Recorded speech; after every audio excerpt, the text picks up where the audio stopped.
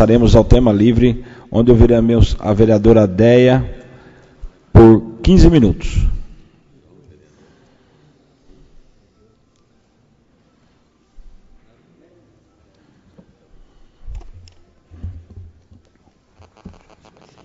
Boa noite, excelentíssimo presidente, excelentíssimos vereadores, excelentíssima vereadora Selma, que fez aniversário ontem, né? Não? Quem fez aniversário ontem? Selma, uma Selma, que eu vi ali. Bom, primeiramente, senhor presidente, aqui antigamente, nesse local onde construíram esse prédio, que agora a Câmara aluga, era o Bar do Chico, né? Lembro. Acho que os antigos, né, como o João Bide, deve lembrar bem, né, João? Aqui era a chapa? Ali. Então, você vê como a vida dá voltas, né? Fizeram um prédio num bar que, na época, era dos mais frequentados em Mairim, que tinha o melhor lanche da região, por anos e anos e anos, e hoje abriga a Câmara Municipal, depois dessa tragédia de ficarmos sem o prédio por algum tempo. O primeiro tema que eu vou abordar aqui é a importante fase que a cultura de Mairim está passando, nesse momento em que são feitas as eleições do primeiro Conselho Municipal de Cultura do município de Mairim, né? Com certeza outros vão abordar. Nós estamos vendo os artistas do município se movimentarem por região, isso é muito bom. Mostra o quanto nós temos de gente que dança, pinta, desenha, faz teatro, escreve. E isso aí, com certeza, vai também trazer vai refletir também nas atividades de quem está observando, dos jovens, né? Porque fica sempre como que artistas fossem aqueles que estão na televisão ou estão aí nas grandes mídias. E artista é todo aquele que às vezes está não só nesses locais, mas próximo da gente, né? Que toca em bar, ou que escreve, ou que faz no seu bairro algumas atividades artísticas, como tem aqui muita gente em vários locais da cidade. Então agora a gente vai aguardar que esse primeiro conselho seja eleito. E nos próximos dias, com certeza, depois de apurado, nós vamos conhecer os nomes deles. O segundo assunto que me traz aqui é que a Prefeitura concluiu a quadra esportiva da Escola Emília Borges, na Granada, e isso dá àquele prédio uma condição muito importante. Nós sabemos que há algum tempo no município, de 3 anos para cá, acontece o Mais Educação, que são as atividades fora do turno da aula. Reforço escolar, dança, aula de música, esporte. E sem quadra esportiva, isso fica muito difícil, porque o esporte é, sem dúvida, um componente importante. Nós temos quadras em várias escolas, como no Jardim Flora, e em outros locais. Mas lá na Emília Borges, que é essa escola nova, agora a quadra está pronta, o próximo passo, sem dúvida, vai ser cobrir a quadra, e isso é muito bom, porque ali mora um contingente muito grande de jovens.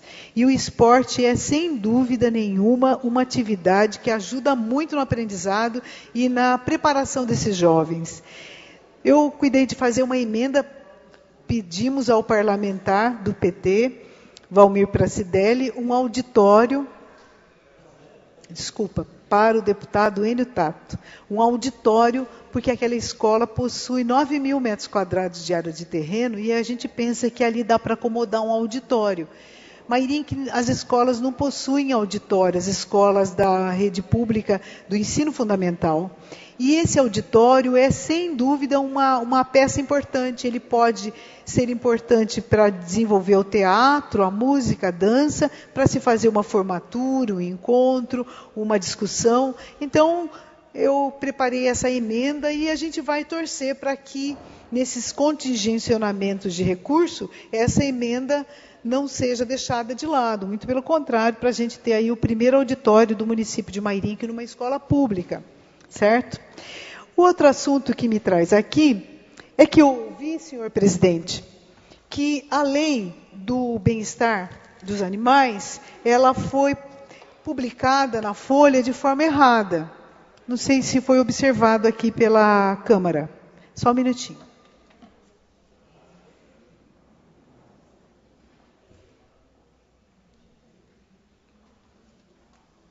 Quando a gente vê a publicação, a gente observa que está assim. Começa pelo artigo 3º, depois vem o 6º, depois o 8º, e assim vai. E lá na frente não tem assim nada falando sobre isso. Então eu penso que essa é uma preocupação da gente estar vendo e no que isso não aconteça, porque no meu entender, se não foi publicada a lei, ela não está valendo, né? A gente viu até que o autor publicou aí uma mudança do artigo 3º, desculpa, do artigo, vou pegar aqui certinho o artigo, de um dos artigos dessa lei. Como a publicação não foi feita corretamente, eu penso que ela não está ainda valendo. Bom, o outro assunto que me traz aqui a essa tribuna é sobre a questão ambiental. No dia 5 nós comemoramos o Dia Mundial do Meio Ambiente, foi lido até aqui que o Lions Club fez um plantio, muitas pessoas levaram mudas para casa, que retiraram na praça, mudas do viveiro municipal, e muitas atividades aconteceram nas escolas, nós observamos. Isso é muito bom, porque se nós temos 10 mil alunos na rede pública, toda atividade que é feita, ela pode atingir, sim, todas as casas de Mairinque, ou praticamente 85% das casas de Mairinque. Se as professoras, a coordenação das escolas fazem uma atividade mínima que seja, o tema é levado para dentro das casas, assim como o tema relacionado ao Aedes aegypti e todas as doenças que ele causa. Então, eu faço esse registro do Dia Mundial do Meio Ambiente e nós festejamos aqui em Mairinque um valor muito importante nesse Dia Mundial do Meio Ambiente. Como todo mundo sabe, a Prefeitura tem 2 locais que ela designou para ser coletado eletrônicos, porque o eletrônico usado, que é um resíduo, que a gente chama resíduo de eletrônicos, como está assim na lei federal, ele é grande às vezes, é uma televisão pesada, é um som pesado, um computador pesado, e quando ele é deixado na rua, como a gente sempre vê, infelizmente ainda, ou ele é deixado num canto de uma viela, ou na beirada de um muro, ele fica um criadouro de Aedes aegypti, além de ser um péssimo visual para quem passa por esse local. E como a gente viu que a Prefeitura fez a sua primeira entrega de eletrônicos dentro da lei da logística reversa, e foi nada menos que 4 toneladas. Então, a população de Mairinque está de parabéns, porque foram 6 meses de coleta, em 2 pontos só. No SEMEC, aqui na praça, e no Polo Cultural da Vila Barreto. As pessoas, não é que a Prefeitura pôs um caminhão de porta em porta, gastando combustível e tudo mais, não. A Prefeitura fez uma divulgação desses 2 pontos e de como seria a coleta. As pessoas levaram voluntariamente até esses locais. Então, a pessoa que tinha alguma coisa para destinar que fosse eletrônico, ela teve o cuidado de deixar em um desses 2 pontos. E depois de 6 meses, uma ONG, junto com a Prefeitura, fez toda a coleta desses 4.000 quilos de eletrônicos e destinou a uma empresa recicladora. E obteve o certificado de que cumpriu a logística reversa de eletrônicos naquele período. Isso é muito bom. Eu penso que por enquanto, nos próximos meses, a estimativa é de que aumente essa coleta. Vai chegar um momento que vai se estabilizar. Mas eu quero deixar aqui de pronto, principalmente para os internautas, que essa primeira entrega, ela é altamente positiva. Ela demonstra que a divulgação que a Prefeitura fez, o empenho da equipe do meio ambiente, dos professores e de tudo mais, foi uma meta atingida. 4.000 quilos de eletrônico na sua primeira entrega. Sempre lembrando que Mairinque hoje está sendo visto por muitos municípios do Brasil como um município importante por ter o primeiro curso de logística reversa do estado de São Paulo.